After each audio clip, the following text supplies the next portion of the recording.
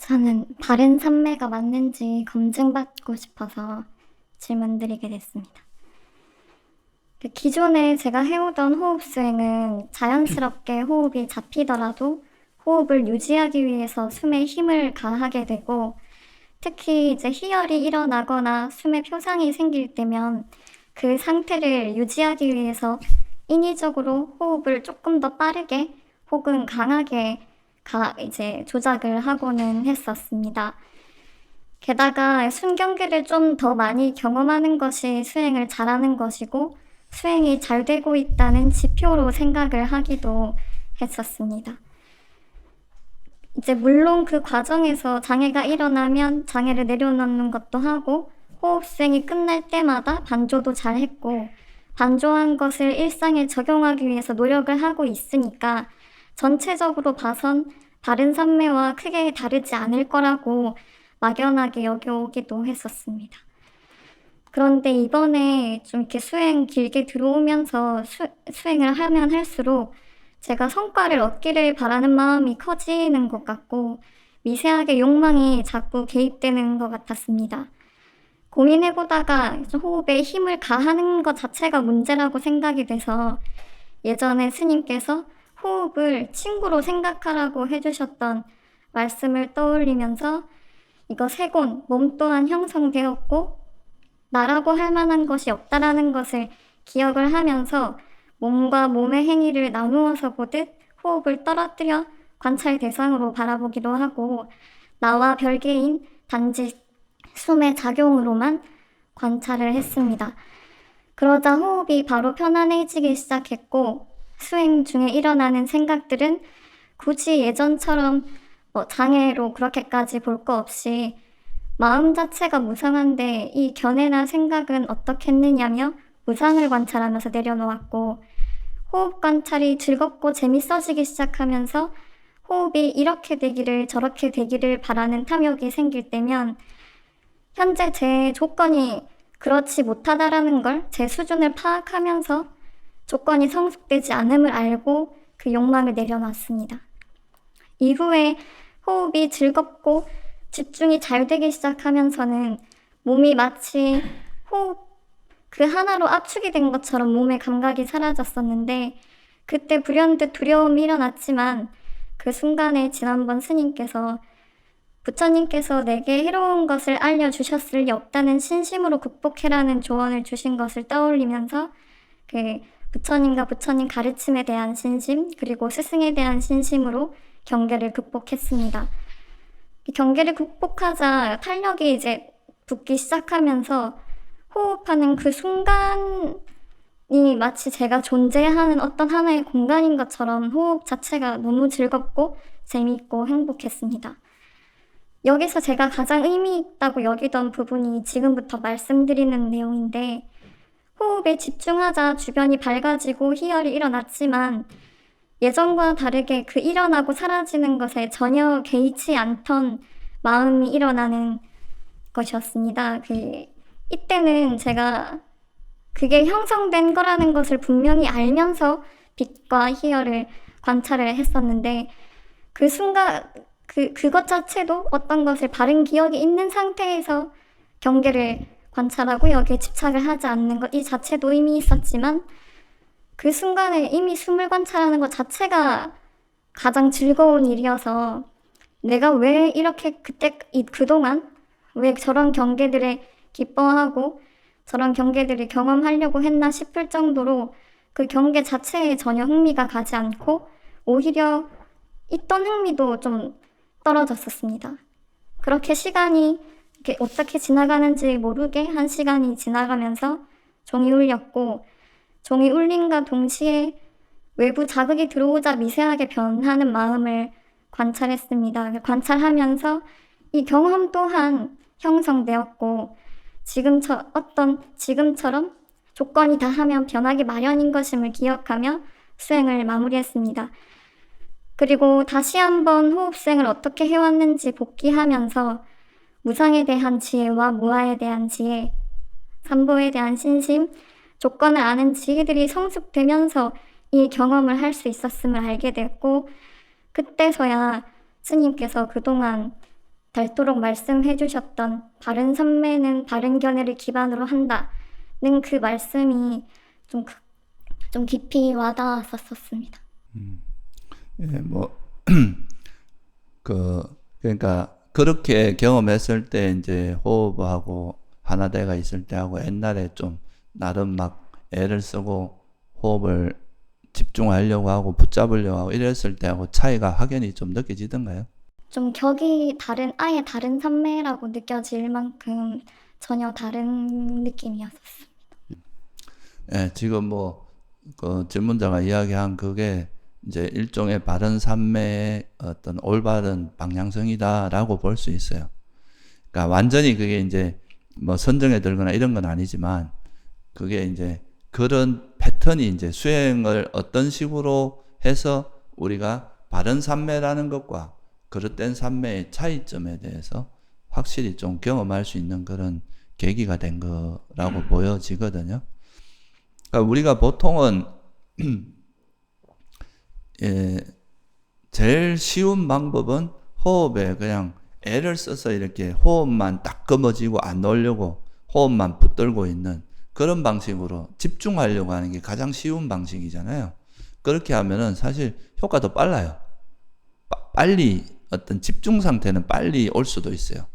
그렇지만 이거는 부작용이 되게 많습니다. 잘못하면은 이 상기도 되고 너무 긴장해서 막 몸과 마음이 그되기도 하고 또 이런 경계가 나타났을 때 이제 그거를 이 집중이 잘 되면 나타나는 또 빛이라든가 이런 희열 이런 게 있는데 그런 게 나타났을 때 그 달라붙는 마음을 극복할 수 있는 노하우가 안 생겨요.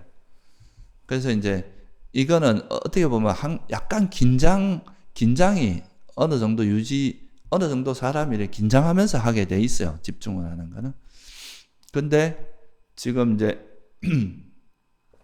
바른 견해를 기반으로 해서 우리가 평소에 이제 장애를 일으키지 않는 그런 힘을 기르고 그러면서 수행하다가 이제 뭔가 호흡에 집중하려고 하기보다는 호흡이라고 하는 건 하나의 그냥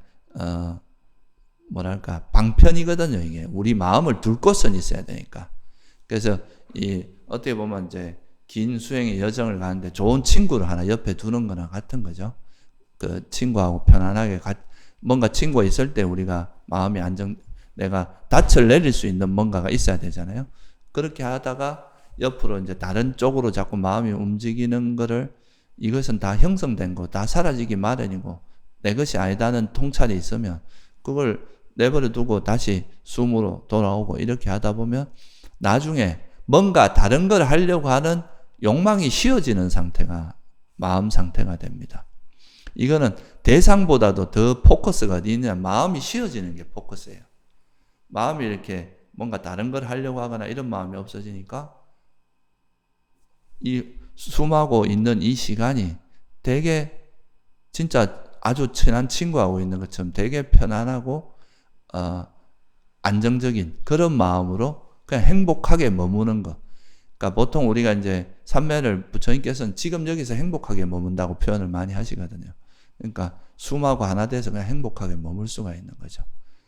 마치 이게 비유를 하자면 이런 거예요. 내가 이제 밖에서 되게 놀고 싶은데 이제 그 방에다가 이렇게 가다 놨어요. 근데 이제 자기가 놀고 싶은 마음은 계속 있는데 나가면 안 된다 하니까 그냥 참으면서 그 안에 있는 거 하고. 근데 저 바깥에는 위험한 게 너무 많아.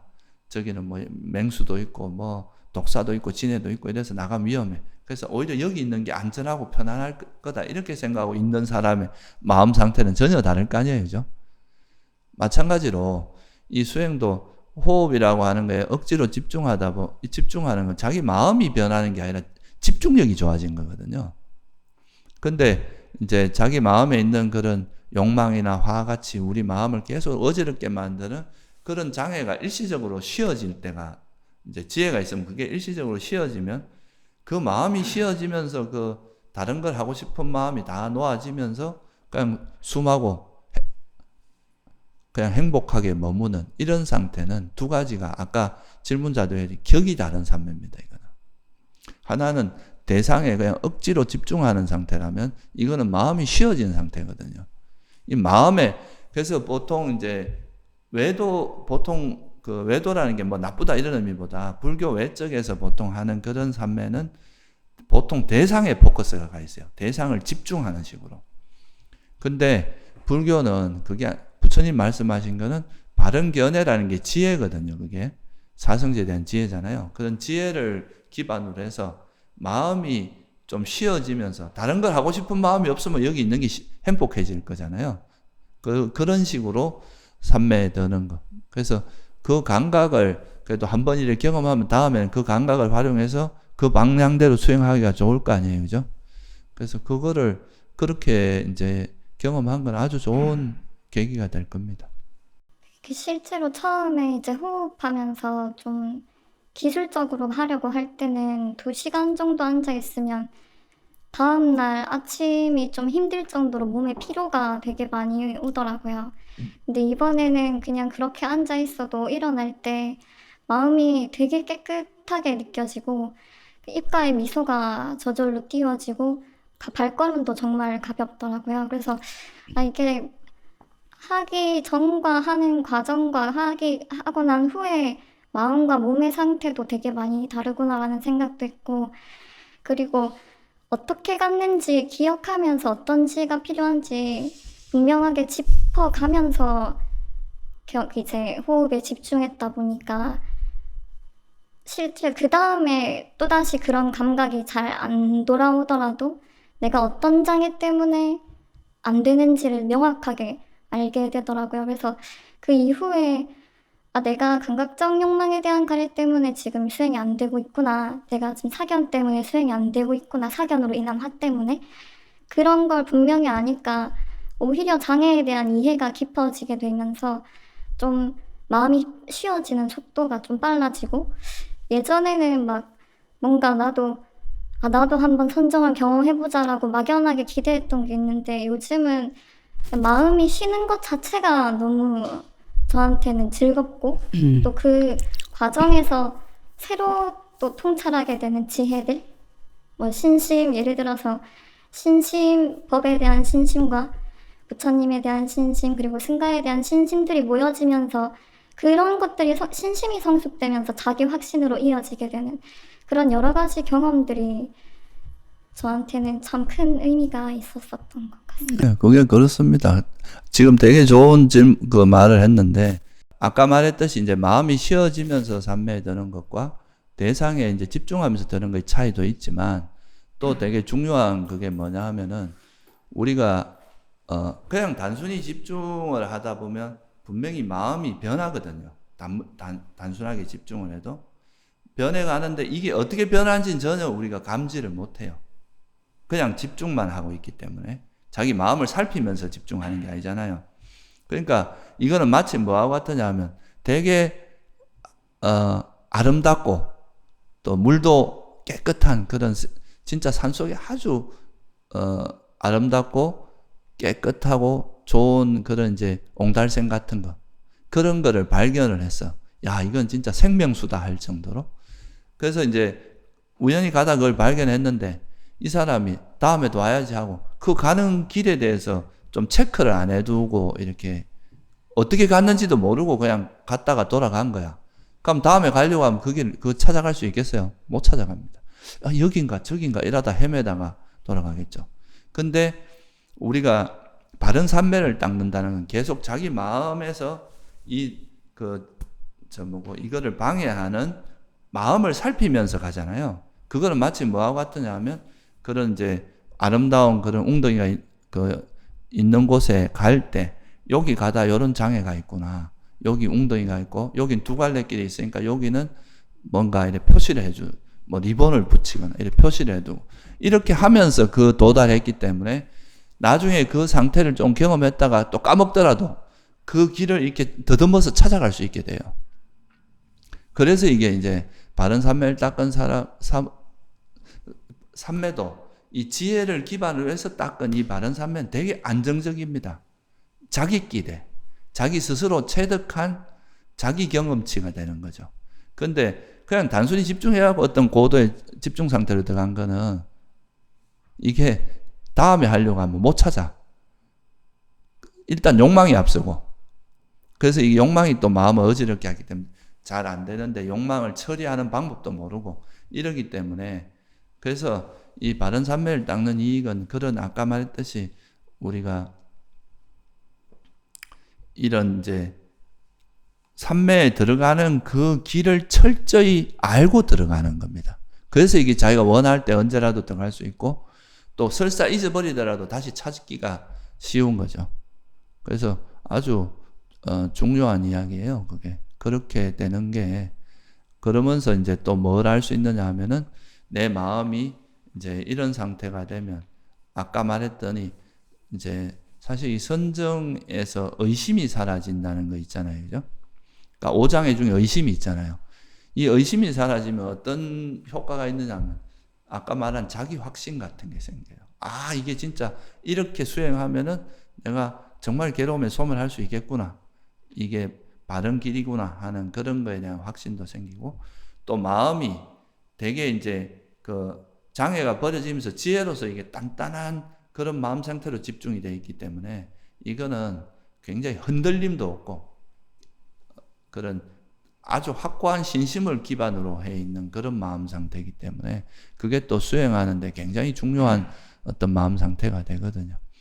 그래서 우리가 바른 삼매는 한마디로 말해서 이렇게 수행을 삼매를 닦아나는 그 과정에서 내 마음의 변화를 계속 살피고 알아차리면서 거기서 일어나는 장애는 어떻게 극복하고 또 이걸 극복한 지혜는 어떻게 유지하고 이런 거를 다 개발하면서 가는 거기 때문에 훨씬 안정적이고 또 선정에 들어도 아까 말했듯이 힘도 안 들어. 이거는 보통 이제 우리가 용을 쓰면서 집중하는 거는 되게 힘이 들거든요.